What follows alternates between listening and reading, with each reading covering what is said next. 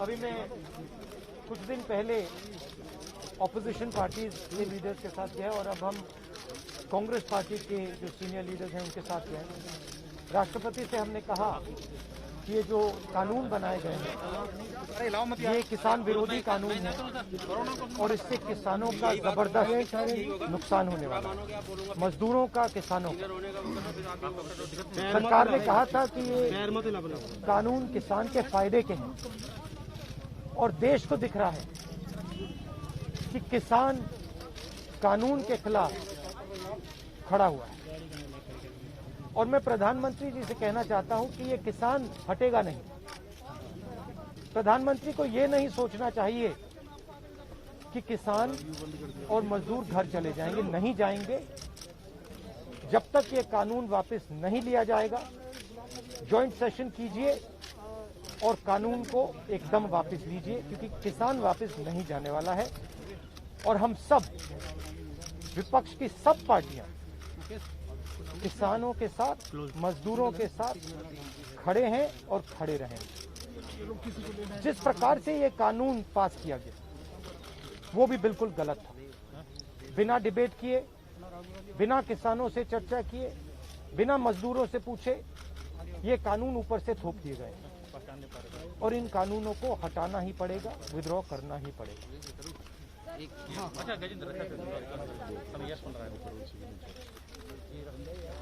हम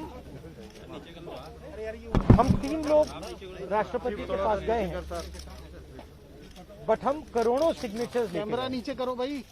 हम किसान की आवाज राष्ट्रपति जी को तक ले गए। क्या कर रहा है? सर्दी का मौसम है और पूरा देश देख रहा है कि किसान दुख में है, दर्द में है और मर भी रहे हैं। प्रधानमंत्री को सुनना ही पड़ेगा। और मैं एडवांस में चीज बोल देता हूं। मैंने कोरोना के बारे में बोला था कि नुकसान होने जा रहा है। उस समय किसी ने नहीं बात सुनी और आज मैं फिर से बोल रहा हूं, किसान के सामने, मजदूर के सामने कोई भी शक्ति नहीं खड़ी हो सकती। अगर प्रधानमंत्री जी ने कानून वापस नहीं लिए, सिर्फ बीजेपी को नहीं, सिर्फ आरएसएस को नहीं, देश को नुकसान होने जा रहा है। बार-बार बीजेपी पर कहा जा रहा है कि जो किसान बैठे हैं, ये नक्सल हैं, खालिस्तान में विपक्ष इन्हें बरगला रहा है। इस तरह के आरोप लग रहे हैं। देखिए, बीजेपी नरेंद्र मोदी जी का एक ही लक्ष्य है और वो किसान समझ गया है, मजदूर समझ गया है। लक्ष्य है कि उनके आसपास जो 2, 3, 4 बड़े क्रोनी कैपिटल्स हैं, उनके लिए पैसे बनाने का काम नरेंद्र मोदी जी करते हैं। जो भी नरेंद्र मोदी जी के खिलाफ खड़े होते हैं वो उनके बारे में कुछ ना कुछ गलत बोलते रहते हैं। किसान खड़े हो जाएंगे तो किसान को आतंकवादी बोलेंगे, मजदूर खड़े हो जाएंगे तो मजदूर को आतंकवादी बोलेंगे। एक दिन अगर मोहन भागवत खड़े हो गए तो कहेंगे ये भी आतंकवादी। मतलब जो भी नरेंद्र मोदी जी से सत्ता लेने की कोशिश करेगा वो आतंकवादी। और नरेंद्र मोदी किसके लिए काम कर रहे हैं वो मैंने आपको बता दिया। उनके 2-3 आसपास के क्रोनी कैपिटलिस्ट हैं जिनको वो पूरा का पूरा हिंदुस्तान पकड़ा है। ये रियलिटी है।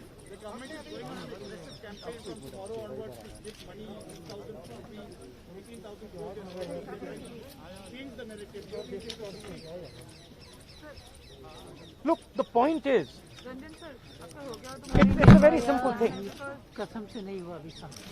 There are millions of people who live off our agricultural system. Large percentage of our people live off our agricultural system. These are laborers, they are farmers, they are small traders. These are these people. and they are the backbone of the country. Now, we understand that agriculture has to be reformed. What we are saying is that if you destroy this system, these millions of people will have nothing to do. They will not be able to feed themselves. And you will create massive destruction, massive pain in the country. Why is the Prime Minister doing this? It is a very simple calculation. The Prime Minister is doing this because he wants to help 2 or 3 business people. He does not care what happens to these people. He will construct whatever narrative he has to construct to make sure that the wealth transfer that is taking place to 3 or 4 people continues. He will call people terrorists. He will call people anti-nationals. He will call people criminals. He will do whatever he has to do to transfer the wealth from these people, the backbone of this country, to those people. 3 or 4 of them, 5 of them. That's the crux. And we are fighting this. We are saying that in India, where you have destroyed the agricultural system, will not function. Just like I said, take Corona seriously. Corona is going to kill people in massive numbers if you do not act. At that time they said, scaremongering. Now they're not saying scaremongering. When I suggested to the Prime Minister that do not do this in a centralized way, give power to the chief ministers, he didn't do it. He caused thousands and thousands of people to die because he didn't do it. And then afterwards, after I said it in the press conference, he did it. So the point is, you have an incompetent man who is controlled by certain other people. This is what India has to understand. This is what all youngsters have to understand. You have an incompetent man who doesn't understand anything, running a system on the behalf of 3 or 4 other people who understand everything. And their aim is to take huge amounts of money from the poor people of India and put it in their pocket. And that is what we are fighting. And frankly, it doesn't matter what you think right now, because all of you will face it. There's not going to be a single person in this country who's not going to face it. If you're a farmer, you will face it. You're a small businessman, you will face it. You're a journalist, you will face it. This is an assault on the idea of India. That is why we're standing here. That is why I've gone to the President. That is why we signed these forms.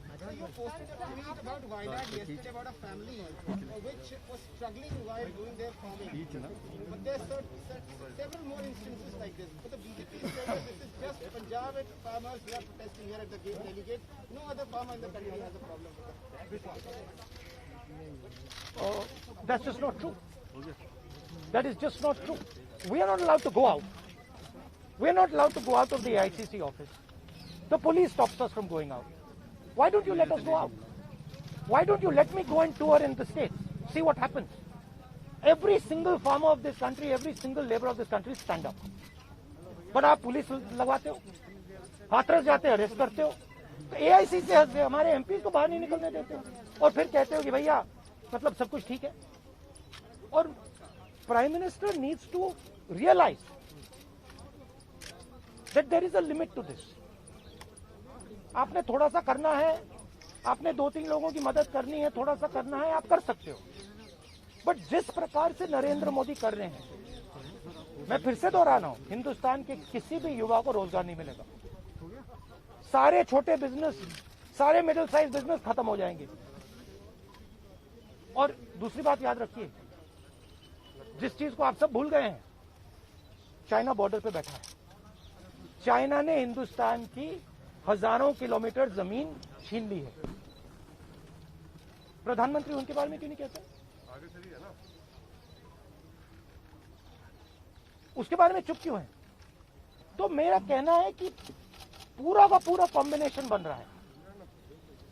एक तरफ आप अपने system को तोड़ रहे हो, आप अपने लोगों को लड़ा रहे हो, आप अपने किसान को मार रहे हो, मजदूर को मार रहे हो, और दूसरी तरफ बाहर से फोर्सेस देख रही हैं, कह रहे हैं कि बहुत अच्छा है, नरेंद्र मोदी हिंदुस्तान को कमजोर कर रहा है, और हमारे लिए अच्छी अपॉर्चुनिटी बनने जा रही है। मैं देश को बता रहा हूँ, मैं वार्निंग दे रहा हूँ कि आप देखिए क्या हो रहा है। और मैं आपको भी कह रहा हूँ, प्रेस वालों को भी कह रहा हूँ, मैं समझता हूँ कि आपको सैलरी मिलती है और आपके लिए बहुत मुश्किल है, मैं समझता हूँ बात, इसलिए आप नहीं कह पाते हो जो आपको कहना है। जी जी बिल्कुल ठीक है। मगर आपके देश को, हमारे देश को बहुत जबरदस्त नुकसान होने वाला है। बहुत डेंजरस रास्ते पर ये देश चल रहा है, ये मैंने कहना। कांग्रेस के नेताओं को डिटेन कर लिया गया है। आप लोग मार्च लेके यहाँ पर आ रहे थे, अभी जो है कांग्रेस तमाम एमपी को वो तो तरीका है इनका, तरीका है डिटेन करना, मारना पीटना, ये इनका तरीका है, बट हम नहीं करते। ये आप किस देश की बात कर रहे हो? ये कौन सी देश की बात कर रहे हो? डेमोक्रेसी? या मतलब कौन से देश की बात कर रहे हो? इंडिया की बात कर रहे हो? इंडिया में कोई डेमोक्रेसी नहीं है। डेमोक्रेसी इंडिया में ये मतलब आपके इमेजिनेशन में हो सकती है, मगर रियलिटी में है नहीं। Thank you. गुलाम नबी कुछ आप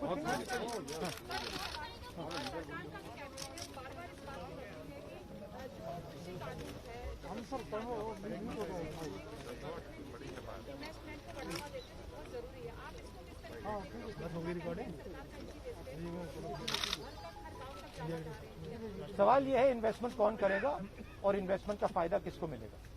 सवाल ये है। नहीं सुनिए, सवाल ये है कि हिंदुस्तान के एग्रीकल्चरल सिस्टम में कौन इन्वेस्ट करेगा और कौन पैसा बनाएगा? हिंदुस्तान के एग्रीकल्चरल सिस्टम में आज तक किसान ने इन्वेस्टमेंट किया है, मजदूर ने इन्वेस्टमेंट किया है। ये जो जवान हमारी सेना बॉर्डर पे खड़े हैं, इनके माता पिताओं ने किया इन्वेस्टमेंट। ये करते हैं और रिटर्न किसको मिलता है? रिटर्न 2-3 उनके उद्योगपति मित्रों को मिलता है। ये पूरा देश जानता है, पूरा देश इस बात को समझता है कि इन्वेस्टमेंट हम करते हैं। बहुत दूर खड़ा है, लॉक कर दूं? आपके माता पिता क्या करते हैं?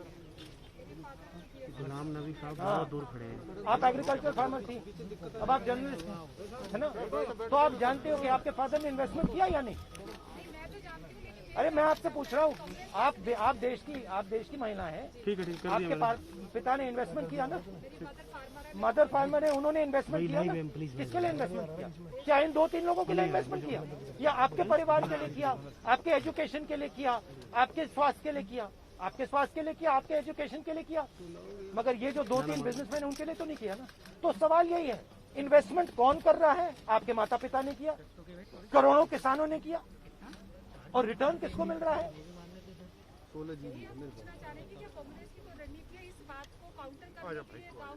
काउंटर करने की जरूरत, काउंटर आप क्या बात कर रही है? काउंटर करने, आप क्या बात कर रही है काउंटर करने के? मतलब आपको ये नहीं मालूम कि अरे भाई आपको क्या, आप क्या हिंदुस्तान के किसान को बेवकूफ समझती हैं?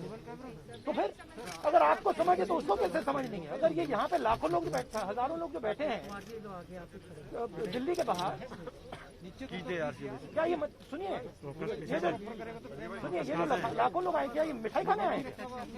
क्या इनको समझ नहीं क्या हो रहा है? इनको समझ नहीं क्या हो रहा है? इनको मालूम है, क्लियरली मालूम है, इनको मालूम है नरेंद्र मोदी चोरी कर रहा है। इनको मालूम है कि ये दिन भर इन्वेस्टमेंट करते हैं, 24 घंटा इन्वेस्टमेंट करते हैं, और उधर इन्वेस्टमेंट कहीं और जाता है, रिटर्न कहीं और जाता है। ले भाई, ले तेरा काम हो गया, बैठ रहे ना, जाने दो यार, लाइव है, बैठो, बैठ गया भाई, बैठ गया भाई।